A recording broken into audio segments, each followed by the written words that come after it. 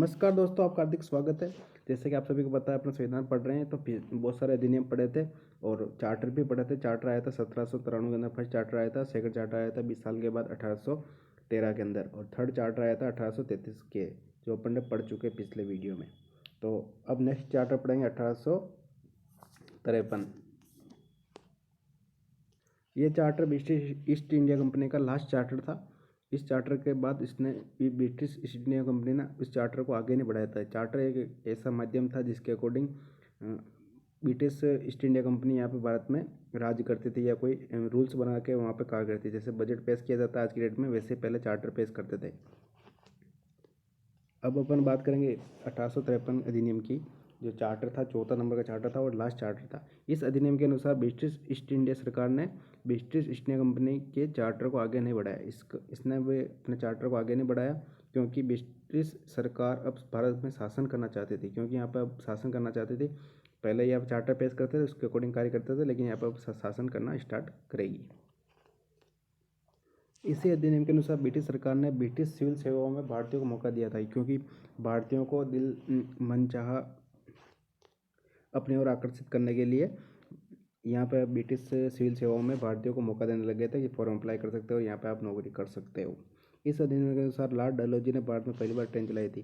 तो ये क्वेश्चन काफ़ी बार आता है कि लॉर्ड डलहौजी ने भारत में पहली बार ट्रेन कब चलाई थी, तो 1853 में।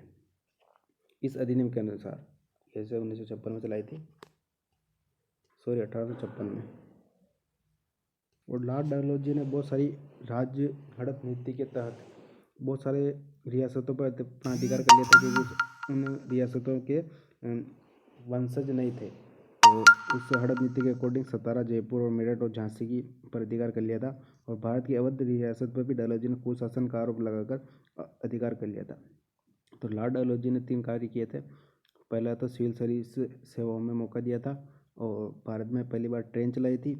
उसके बाद राज्य हड़प नीति के तहत सतारा, जयपुर, मेरठ, झांसी आदि पर अधिकार कर लिया था। और भारत की अवध रियासत पर डलहौजी ने कुशासन का आरोप लगाकर अधिकार कर लिया था। नेक्स्ट अधिनियम है 1858 का अधिनियम। इस अधिनियम के अनुसार ब्रिटिश ईस्ट इंडिया कंपनी का शासन समाप्त हो गया था।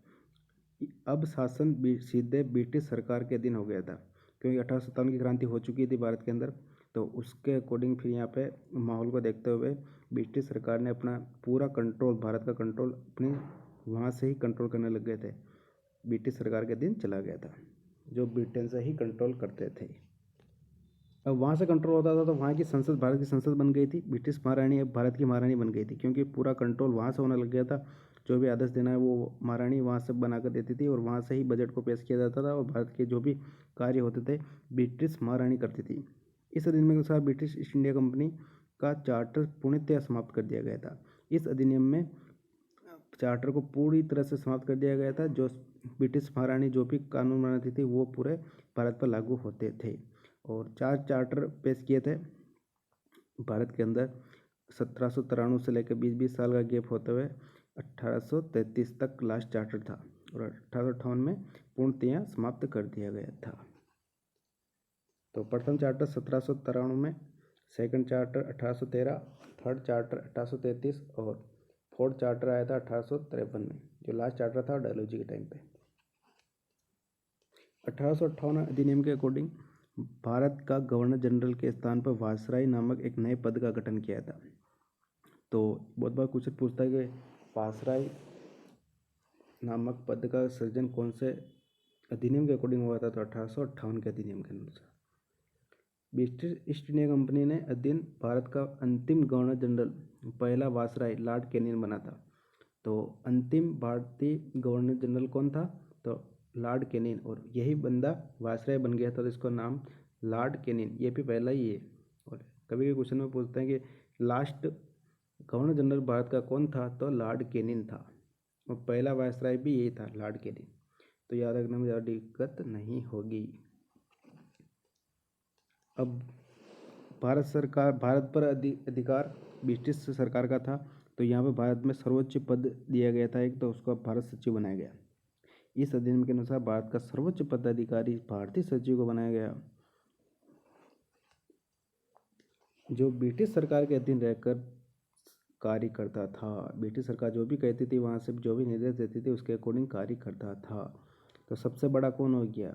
महारानी, फिर सरकार, फिर भारतीय सचिव, फिर वायसराय। इस अकॉर्डिंग होता था। महारानी देती थी, सरकार जो भी आदेश देती थी भारतीय सचिव करता था, भारतीय सचिव वायसराय को अधिकार देता था। और भारतीय सचिव कौन थे? Charles Wood. और वायसराय लॉर्ड कैनिंग थे उस टाइम। भारत के पहले भारतीय सचिव चार्ल्स वुड को बनाया गया। ठीक है, भारत में पहला सचिव कौन है? Charles Wood. नेक्स्ट अधिनियम है 1909 का अधिनियम। इस अधिनियम के अनुसार भारत में माल मिंटो अधिनियम कहा गया है। इस अधिनियम के अनुसार भारत में सर्वप्रथम मुसलमानों को 5% आरक्षण दिया था।